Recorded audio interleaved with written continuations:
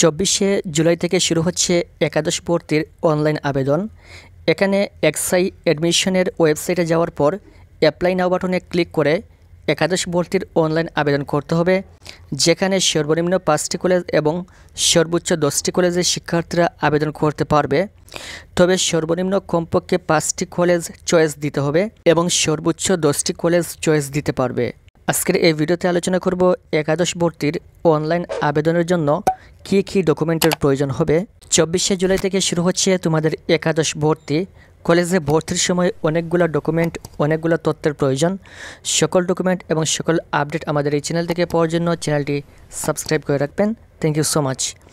একাদশ শ্রেণীতে ভর্তির আবেদনের জন্য সর্বপ্রথম প্রয়োজন হবে তোমার এসএসসি পরীক্ষার রোল নম্বর। এটা অবশ্যই তোমার যে রেজিস্ট্রেশন কার্ড রয়েছে বা অ্যাডমিট কার্ড রয়েছে সেখানে রোল নম্বর পেয়ে যাবে এবং তোমার এসএসসি পরীক্ষার রেজিস্ট্রেশন নম্বর প্রয়োজন হবে।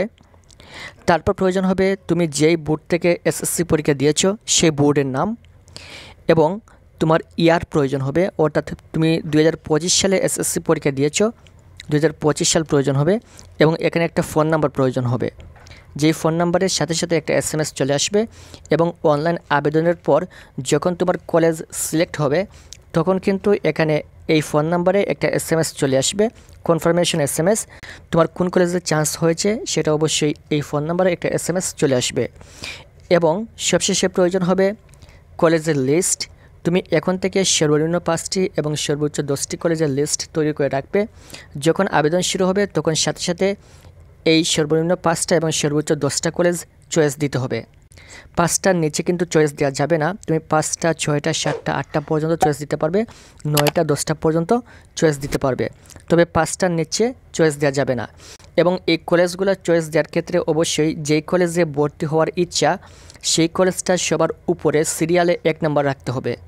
অর্থাৎ যে সকল কলেজে তুমি ভর্তি হতে চাও তোমার জিপে পয়েন্টের মাধ্যমে সেই সকল কলেজগুলো সিরিয়ালে সবার আগে রাখতে হবে, তাহলে সেই সকল কলেজে চান্স হওয়ার সম্ভাবনা বেশি থাকবে।